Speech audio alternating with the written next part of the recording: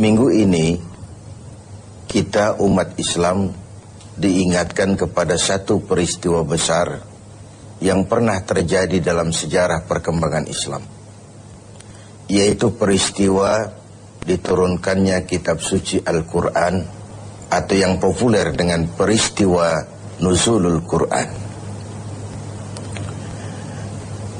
Setiap agama mempunyai kitab-kitab suci tentu. Orang Yahudi punya kitab Taurat. Orang Nasrani punya kitab Injil. Orang Hindu punya kitab Weda. Orang Buddha punya kitab Tripitaka.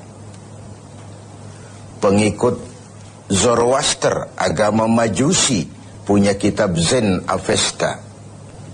Dan kita umat Islam oleh Allah Subhanahu wa ta'ala diberikan Al-Quranul Karim. Mengapa kita yakini Quran sebagai kitab suci? Paling kurang karena 3 hal.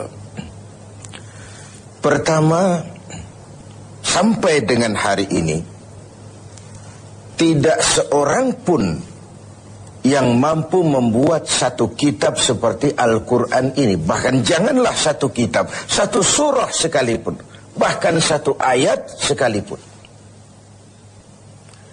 Sebuah kitab dinamakan suci kalau dia bebas dari intervensi manusia. Kalau memang Al-Quran adalah buatan seorang yang bernama Muhammad, yang Muhammad mampu melakukannya, orang lain juga tentu akan mampu. Barangkali belum pernah ada yang mencoba. Sudah. Bahkan Al-Quran sendiri memberikan tantangan. Wa in kuntum fi raibim mimma nazzalna ala abdina fa'tu bi suratin min misli. Jikalau kamu ragu terhadap Al-Quran yang kami turunkan kepada hamba kami Muhammad, kalian anggap itu bikinan Muhammad saja, coba kau buat satu surah saja semacam Al-Quran ini. Tak mampu kamu sendiri, wada'u syuhada'akum, ajak teman-teman kamu secara bersama-sama, buat satu surah saja semacam Al-Quran ini. Pernah ada yang mencoba membuat satu surah dengan gaya bahasa surah Al-Fil. Al-Fil wa mal-fil wa ma adraka mal-fil lahu khurtumun tawil wa lahu zail. Gajah, apakah gajah itu? Tahukah kamu apa itu gajah? Dia punya belalai dan dia punya ekor yang panjang. Kalimatnya sudah berbentuk syair, tapi isi jauh panggang dari api. Karena yang namanya gajah, tidak perlu turun surah seperti itu pun orang ngerti kalau gajah mesti punya belalai dan mesti punya ekor. Jadi isi jauh panggang dari api. Surah semacam Al-Fil tadi dibuat oleh Musailamah Al-Kadzab. Dan masyarakat Quraisy memang kaya sekali dengan penyair, dengan pujangga, dengan sastrawan. Sehingga tiap tahun di pasar namanya Ukaz dipertandingkan syair-syair yang hebat-hebat itu. Pemenangnya digantungkan syairnya di dinding Ka'bah. Sudah dicoba itu. Pada sisi lain kita melihat bahwa gaya bahasa hadis tidak sama dengan gaya bahasa Al-Quran. Kalau memang Al-Quran bikinan Nabi Muhammad, tentu saja bahasa Al-Quran sama dengan bahasa hadis. Ternyata jauh sekali. Jadi Al-Quran isi dan redaksi langsung dari Allah Subhanahu wa ta'ala. Sedangkan hadis isi dari Allah, redaksi dari Nabi Muhammad sallallahu alaihi wasallam. Ini yang pertama.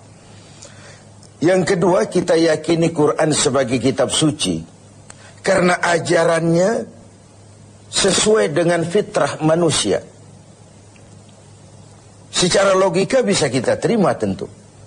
Allah pencipta manusia. Allah tahu benar batas kemampuan maksimal yang dimiliki oleh manusia. Karena itu kitab suci yang diturunkan untuk manusia tentu sesuai dengan fitrah manusia itu sendiri. Sama dengan pabrik mobil di Jepang bikin mobil namanya Toyota. Seiring dengan itu dia keluarkan buku panduan tentang mobil Toyota itu. Mobil ini namanya Toyota, kecepatan maksimal sekian ratus kilometer per jam, bahan bakarnya ini, kalau rusak memperbaikinya begini, onderdilnya ini. Karena pabriknya lah yang membuat mobil, pabriknya juga yang mengeluarkan buku petunjuk, tentu saja buku itu sesuai benar dengan mobilnya. Lalu tidak mungkin juga kita punya mobil Toyota rusak, kita perbaiki dengan buku panduan yang dikeluarkan oleh pabrik mobil Fiat misalnya. Tentu saja tidak cocok. Begitulah manusia. Jikalau dia ingin baik, jikalau dia ingin mencapai sukses dunia dan akhirat nanti, dia harus menggunakan buku petunjuk yang diturunkan oleh yang bikin manusia. Perintah Al-Quran, ajarannya sesuai dengan fitrah. Apabila kemampuan melaksanakan sebuah perintah berkurang, maka tekanan perintah pun biasanya menurun. Mari kita ambil beberapa contoh. Satu hari seorang sahabat datang menghadap Rasulullah sallallahu alaihi wasallam. Lalu berkata, "Halaktu ya Rasulullah." Ya Rasul, celaka benar saya. "Ma ahlakaka?"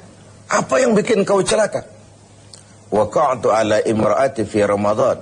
Sedang puasa Ramadan, saya tidak kuat ya Rasul. Saya bergaul dengan istri saya. Begitu? Iya, ya sudah. Bayar dendanya. Apa ya Rasul? Bebaskan budak. Saya tidak punya budak ya Rasul. Benar? Benar. Kau puasa 2 bulan berturut-turut. Arti 2 bulan berturut-turut itu sudah 50 hari batal, ulang lagi dari hari pertama. Itu mutawalliyat, berturut-turut. Tidak kuat ya Rasul. Tidak kuat. Tidak kuat saya, 1 bulan saja saya tidak kuat, apalagi 2 bulan. Benar kau tidak kuat? Tidak kuat. Ya sudah. Kau beri makan fakir miskin. 1 orang 1 mud. Ya Rasul.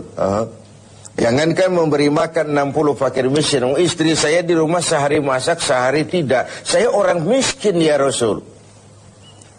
Lagian terlalu juga ini orang. Sudah miskin berani melanggar peraturan. Rasul senyum kemudian masuk ke dalam kamar. Keluar kembali membawa sekeranjang kecil kurma.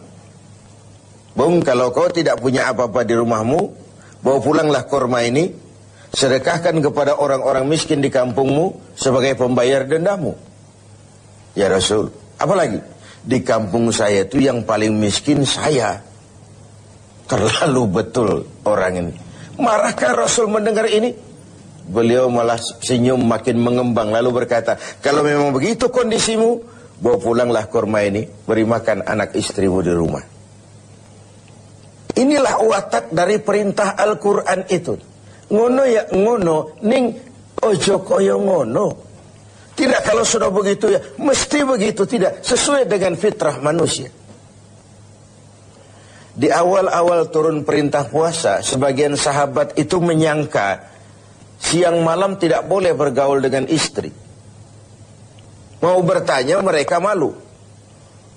Akhirnya ada juga yang nyerempet-nyerempet. Nah, 1 hari selesai sholat zuhur, antara mereka kumpul, saling bertukar pengalaman. Yang satu bilang, semalam saya nggak tahan loh. Terus, ya saya nyelonong sama istri saya. Yang di sudut satu bilang, saya juga loh. Ternyata banyak. Terhadap ini kemudian turunlah penegasan Al-Quran. Uhilla lakum laylatas siyami arrafasu ila nisaikum. Dihalalkan bagi kamu pada malam berpuasa bergaul dengan istrimu. Kenapa? Ini fitrah. Ini manusiawi. Kalau siang tidak boleh, malam pun tidak boleh. Sebulan penuh. Apa ndak pingsan manusia itu? Inilah fitrah. Sesuai dengan fitrahnya. Semua ajaran agama, semua konsep Al-Quran sesuai dengan fitrah manusia. Suatu kitab dinamakan suci memang kalau ajarannya sesuai dengan fitrah manusia. Bukan memberikan beban kepada manusia. Makin kita renungi konsep Al-Quran, makin kita renungi perintah-perintah agama, makin sampai kita kepada keyakinan bahwa itu sebenarnya apa yang diperlukan oleh manusia. Kita perlu sholat, kita perlu puasa, kita perlu zakat, sedekah, kita perlu sholat tahajud di keheningan malam, perlu. Kalau agama sudah merupakan needs, kebutuhan, keperluan dalam hidup kita, maka tidak ada lagi beban dalam melaksanakannya. Selama ini kan kita masih pada tahapan, saya wajib sholat, saya wajib sedekah, saya wajib haji. Tapi kalau sudah saya perlu, dengan merenungi kenapa kita sujud, kenapa kita bersedekah, apa manfaat yang kita peroleh dari melaksanakan ibadah haji, kita akan sampai kepada ini adalah needs. Pada saat itu pelaksanaan ajaran agama tidak lagi akan menjadi beban, tapi akan kita laksanakan dengan sepenuh hati, karena dalam kita sujud kepada Allah, disitulah tingkat keperluan hidup kita.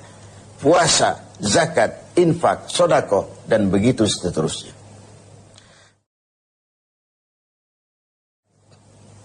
Yang ketiga, kita yakini Quran sebagai kitab suci karena isinya tidak saling bertentangan.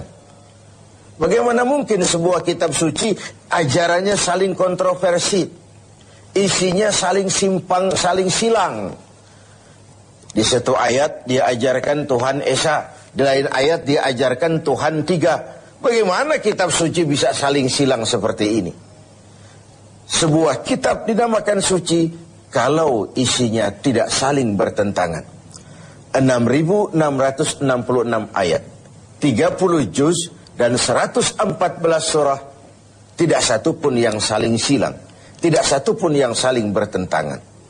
Oleh karena itu, dengan memperingati turunnya Al-Quran, mari kita banyak membacanya. Dan membaca adalah pengantar untuk bisa mengerti dan memahami.